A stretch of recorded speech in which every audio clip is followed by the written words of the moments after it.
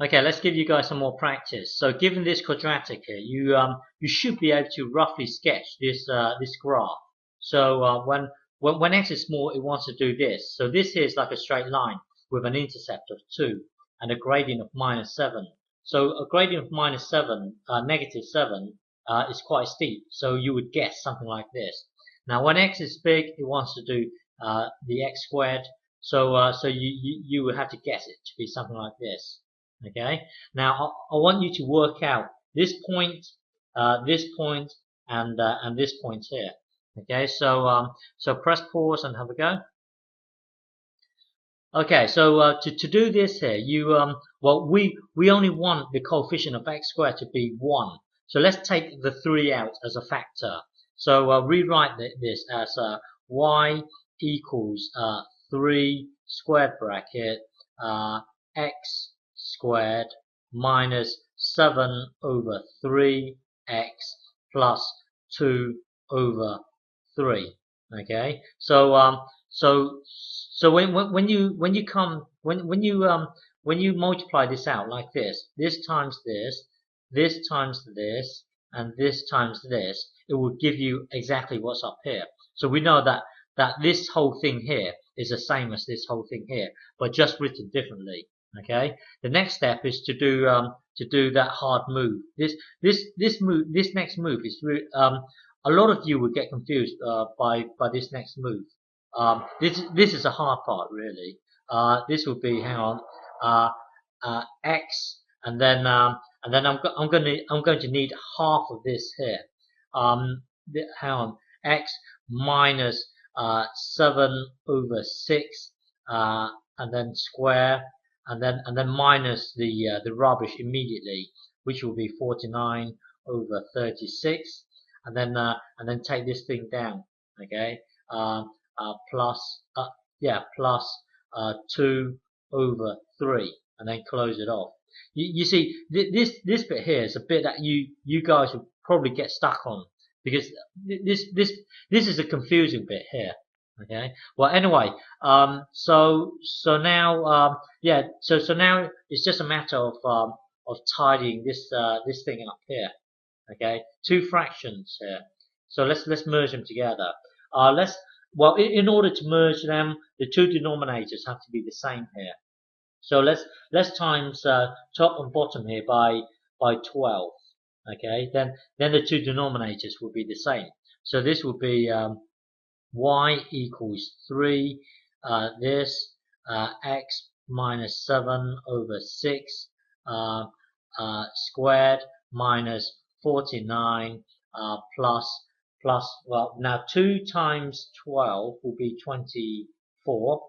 So 20, sorry, hang on, 24 here. Oh, don't forget this is over 36, and this one here is 3 times 12 will also be 36.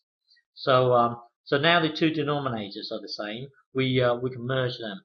So this would be y equals 3 x minus 7 over 6 squared minus 49 plus 24. So you could imagine your number line here. 0 here, minus 49. So you start at minus 49, and then you've got to add 24 here.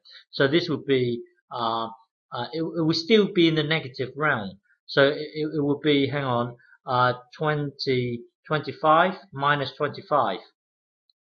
So when you're here, if you add 24, it would take you to minus 25.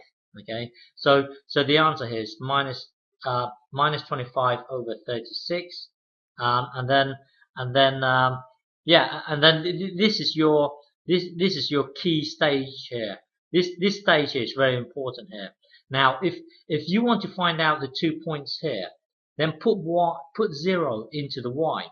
If you want to find out this point here, from this key stage here, if you want to find out if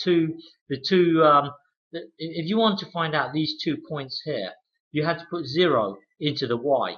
Okay, so if you want to find out those 2 points, here you have to put zero into the y. Now, if you want to find out this point here, you have to ask yourself what is the smallest possible value for y. Okay, so ask here. If you want to know that point, then you have to ask yourself what is the smallest value that y could be. Okay, so let's first step, let's try and find out these 2 points here. So we in effect put 0 into the y. So from this stage here, hang on, from this stage here, from this stage here, put 0 into the y. So it will be this.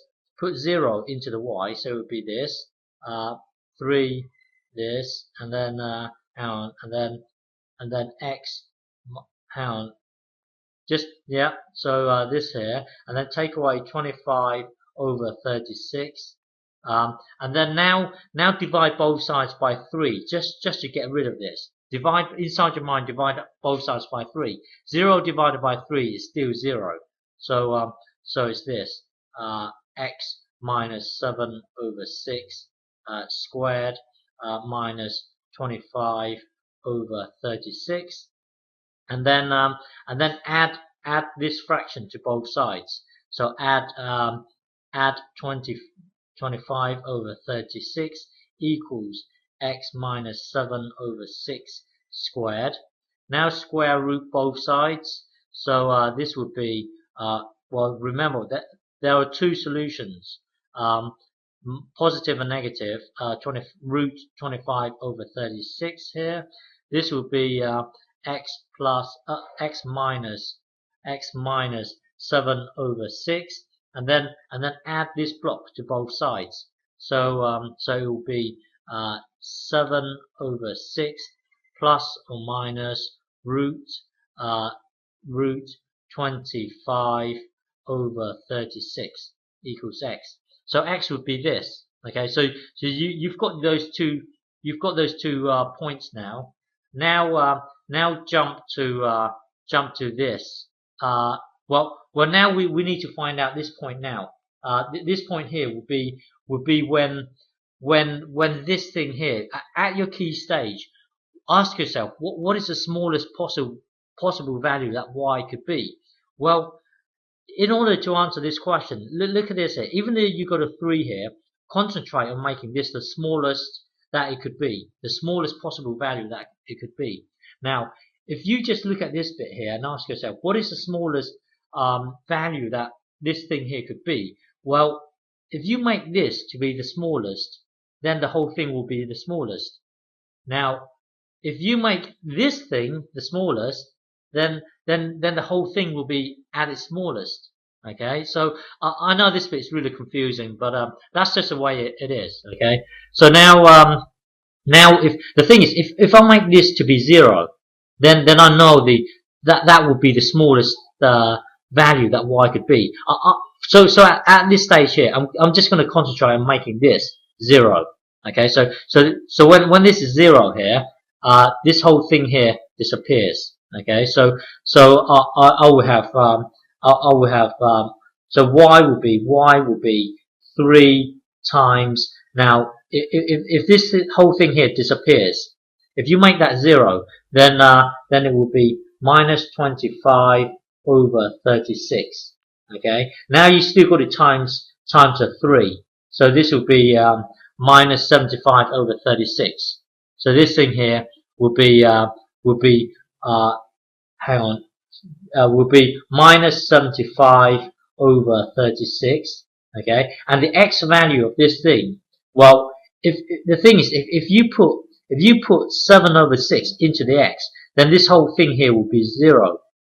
So basically the x coordinate will be 7 over 6, positive 7 over 6.